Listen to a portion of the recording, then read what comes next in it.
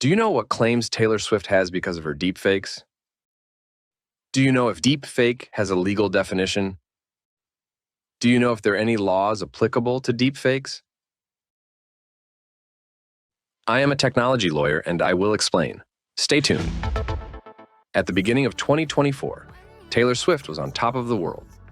One of the world's best-selling digital artists, on the list of Forbes' world's 100 most powerful women, 14 Grammy Awards, a Primetime Emmy Award, 40 American Music Awards, 39 Billboard Music Awards, covers of Time magazine, and the list of her accomplishments goes on and on. But in January 2024, Taylor Swift had to face a miserable and terrifying development in her life. Someone had made and disseminated adult deepfakes of Taylor Swift. The images immediately became a source of controversy and outrage. A source close to Swift said that Swift would be considering legal action, saying whether or not legal action will be taken is being decided. But there is one thing that is clear. These fake AI-generated images are abusive, offensive, exploitative, and done without Taylor's consent and/or knowledge. In this video, we are talking about legal aspects of deepfakes and potential causes of action Swift may have against the people behind the deepfakes. Please keep in mind that we are talking only about causes of action against the creators of the deepfakes. We are not talking about any potential liability of any of the websites that posted the images, as this would be a very long discussion, and I am planning a separate video about that. We will discuss a few potential causes of action Taylor Swift may have as a regular person and as a celebrity.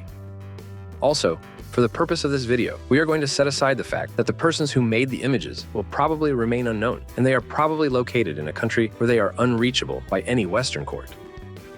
Is there a legal definition of deepfakes? Despite the growing discussion of deepfake harms, there is no uniform definition, at least not in the United States. Some states have created statutes that apply to deepfakes. California, for example, now has a statute that specifically provides for a civil claim against anyone who intentionally discloses sexually explicit material that the person did not create, and the person knows the depicted individual in that material did not consent to the creation of the sexually explicit material. New York has a statute that provides for a cause of action against a person who discloses, disseminates, or publishes sexually explicit material, where the offender knows or reasonably should have known the individual depicted on the images did not consent to the creation, disclosure, dissemination, or publication of the materials. The statute further says that the depicted individual may only consent to the creation, disclosure, dissemination, or publication of sexually explicit material by knowingly and voluntarily signing an agreement written in plain language that includes a general description of the sexually explicit material in which it will be incorporated. Most states, in one way or another, recognize a cause of action for intentional infliction of emotional distress. Intentional infliction of emotional distress occurs when a person, through extreme or outrageous behavior intentionally or recklessly, causes severe emotional distress, mental trauma, and/or bodily harm to another. Some states have recognized cyber harassment. A New Jersey statute makes it a crime when a person, while making one or more communications in an online capacity via any electronic device or through a social networking site, and with the purpose to harass another person, knowingly sends, posts, comments, requests, suggests, or proposes any lewd, indecent, or obscene material to or about another person with the intent to emotionally harm said another person. The causes of action I just discussed apply to regular persons and not just celebrities. A celebrity usually has a special claim because he or she is famous. I am talking about the right of publicity. The purpose of this right is to protect the commercial value of a person's identity. A right of publicity cause of action can technically be used by any regular person, but realistically, only famous people can prevail. This is because the identity of a non-famous person usually has no actual commercial value. I don't believe Swift can actually sue under the concept of right of publicity. This is because the persons behind the deepfake images probably were not exploiting Swift's images for commercial purposes. A classic right of publicity cause of action would be if you would use a picture of Taylor Swift to sell your product. The list of causes of action I just discussed is not exhaustive. Those are just some of the examples. A detailed discussion of Taylor Swift's every possible cause of action in every jurisdiction would take hours. There have been several attempts to pass uniform anti-deepfake laws.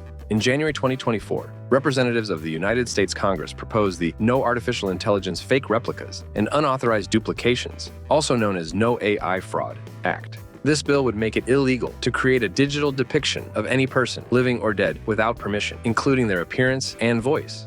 This would most likely apply not only to deepfakes, but to any AI-generated images.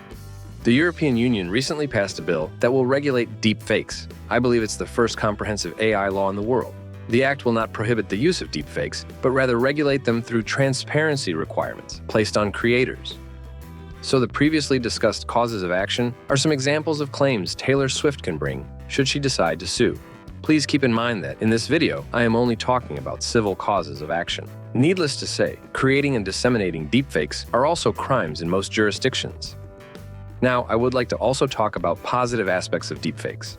Deepfakes are not necessarily all doom and gloom. There's actually a bright side to them. Take movies, for example. Deepfakes can amp up the special effects, making things look even more realistic. And in training scenarios, they can create super realistic simulations. Also, think about education. Instead of boring lectures or dull textbooks, imagine learning from a deepfake video where historical figures come to life or events are reenacted. It's like stepping right into the past. Finally, deepfakes could be a game changer for activists and journalists, giving them some anonymity, especially in places where speaking out is risky. Deepfakes don't necessarily create new problems, they just magnify existing ones. And that, my friends, could be a wake-up call for us to fix things that were already broken in the system. At the end of the day, deepfakes are simply lies and fraud, designed to harm and manipulate people, especially women. So what can we do to protect ourselves? Forbes recently reported the following. Media organizations are already being impressively proactive. The Wall Street Journal has a division of 21 journalists whose job it is to combat misinformation, particularly deepfakes. The Washington Post has added a team of video experts to their fake news detection team, specifically in order to counter deepfakes. And Reuters is collaborating with Meta to detect deepfakes, and even has a course devoted to debunking them. Print media aren't the only ones taking precautions. Internet-based companies are also being proactive.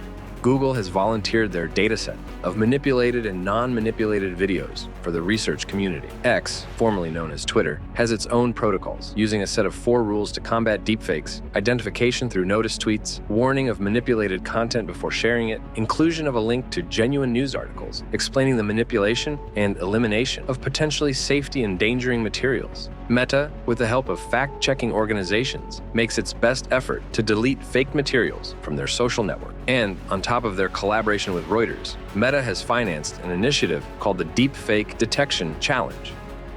We're living in a time where not only our information is at risk, but even our most personal traits like our voices, faces, and bodies can be copied by AI. Our very human qualities can be used against us with just a click.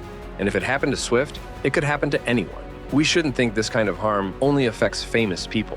Nowadays, there are apps available to everyone that can make fake images. For example, if someone you like doesn't feel the same way, there are apps that let you digitally change their clothes or make fake videos of them doing explicit things. It's pretty alarming. What do you all think? How can we combat the dangers of deepfakes? Leave me a comment below. Thank you for watching. I am a technology lawyer, and on this channel we discuss legal issues involving technology and intellectual property. We talk about a lot of interesting and unusual topics. Check out the 2 recommended videos that appear on your screen right now. Please subscribe to this channel and like and share this video. Let me know down in the comments below what other technology law topics and news you would like me to discuss. Follow me on social media. The links are in the description below. I also ask that you carefully review the legal disclaimer in the video description,